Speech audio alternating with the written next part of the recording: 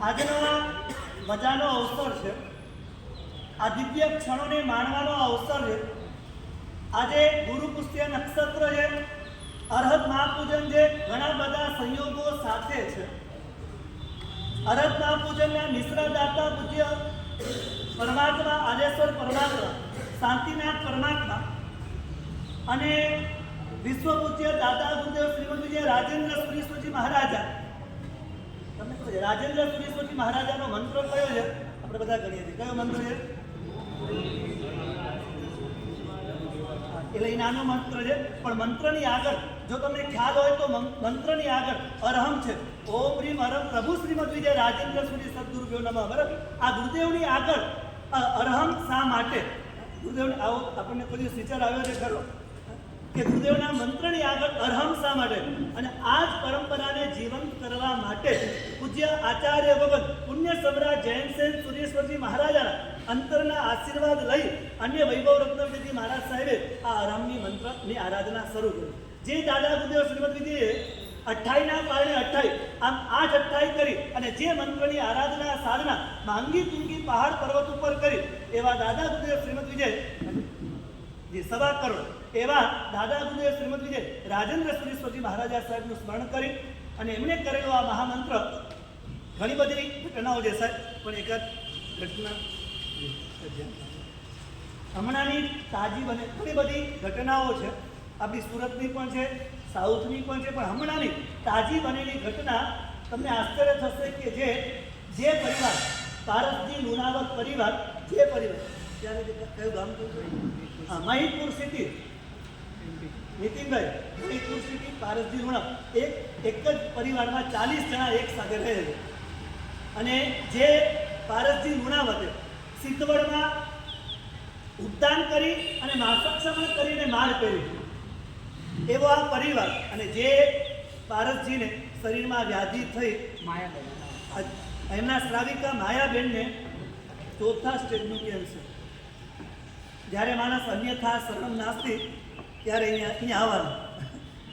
જ્યારે આપણને તકલીફ આવે ત્યારે આપણે દેવગુરુની પાસે આવીએ અને આ પારસજી આમ રડતા રહી હૃદયે કે સાહેબ હવે બધા જ ડૉક્ટરોને બતાવ્યું છે, કશું જ નથી. 1 મહિનાની ડૉક્ટરોએ, ખાલી 1 મહિનો, એનાથી વધારે જીવી શકે એવી કોઈ આશા નથી. અને એ સમયે પૂજ્ય ગુરુદેવશ્રીએ ઓમ રીમ અરહમ નમઃ અને એ મંત્ર દીક્ષા આપી.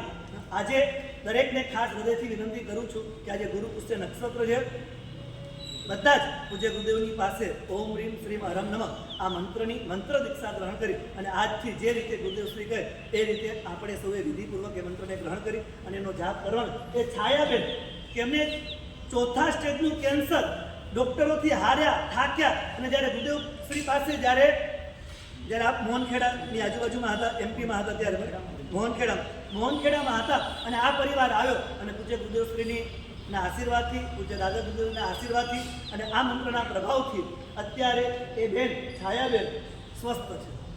4થા સ્ટેજનું કેન્સર અત્યારે સ્વસ્થ છે અને કદાચ જ્યાં સુધી બનશે ત્યાં સુધી 99% એ આપણા પ્રવેશ ઉપર પણ આવવાનો પૂરો ભાવ રાખે છે. એટલે આપણા સૌ સ્ત્રી સંગ્રામ. અને તમને બીજી ઘટના કહીશ તો તમને આશ્ચર્ય થશે કે દાદાવાડી, ચેન્નઈની દાદાવાડી છે, અબજો રૂપિયાની સંપત્તિ છે, સૌથી પ્રાચીન સ્થાન છે. અને દેરાસરમાં ટ્રસ્ટી શાંતિલાલજી ટ્રસ્ટી અને એમના પરિવારનો નાનકડો દીકરો કે જેની ઉંમર કદાચ 10 થી 12 વર્ષની ઉંમર હશે, 7 જ વર્ષની ઉંમર, અને જ્યારે દર્શન કરવા માટે આવ્યા દેરાસર અને દૂરથી ગુરુદેવે બારીમાંથી જોયું કે વ્હીલચેરમાં નાનકડો દીકરો વ્હીલચેરમાં આવી રહ્યો છે. તમે ખાલી કલ્પના કરશો ને તો તમારા રૂવાટા ઊભા થઈ જશે કે નાનકડો 7 વર્ષનો દીકરો અને વ્હીલચેરમાં છે. એને એવો કયો રોગ નથી કે જેના શરીરમાં નથી? બધા રોગો એના શરીરમાં છે. ઉંમર કેટલી છે? 7 વર્ષની છે. પરિવારની ઉપર શું વીતતું હશે એ આપણે સમજી શકીએ. દૂરથી ગુરુદેવની દ્રષ્ટિ પડી અને કહ્યું કે આ દીકરાને બોલાવો. ખતરગચ્છનો પરિવાર દૂરથી બોલાવ્યા, કોઈ પરિચય નથી, પહેલી વારનો પરિચય છે. અને વાસક્ષ કર્યો, પૂછ્યું કે શું તકલીફ છે અને રડતા રડતા એમને તકલીફ બતાવી. અહીંયાથી મંત્રનો જાપ આપ્યો અને એને બધું સારું થઈ ગયું. એના શરીરમાં એક પણ રોગ નથી. અને જ્યારે ડૉક્ટરે કહ્યું કે આ ચમત્કાર શેનાથી થયો, તમને આશ્ચર્ય થશે કે ડૉક્ટરોએ એને ગેસ્ટ તરીકે બોલાવ્યો અને એને બધાની હાજરીમાં, ડૉક્ટરોની હાજરીમાં એને એમ કહ્યું કે આ અરહમ અને દાદા ગુરુદેવના કારણે હું આજે અહીંયા છું. એ દાદા ગુરુદેવ અને અરહમનો આવો પ્રભાવ છે. હર્ષિત એનું નામ છે. હર્ષિત જેનું નામ છે, તમને આંખોમાં આંસુ આવી જાય એ દીકરાને જુઓ ત્યારે બસ આપણા સૌની આ ભૌતિક અને આધ્યાત્મિક તકલીફો દૂર થાય, આપણે સૌ આ વિકટ પરિસ્થિતિમાંથી પાર ઉતરી જઈએ એવા મંગલ ભાવ સાથે આપણા અનુષ્ઠાનનો પ્રારંભ કરી શકીએ છીએ. પંચ પરમેશજી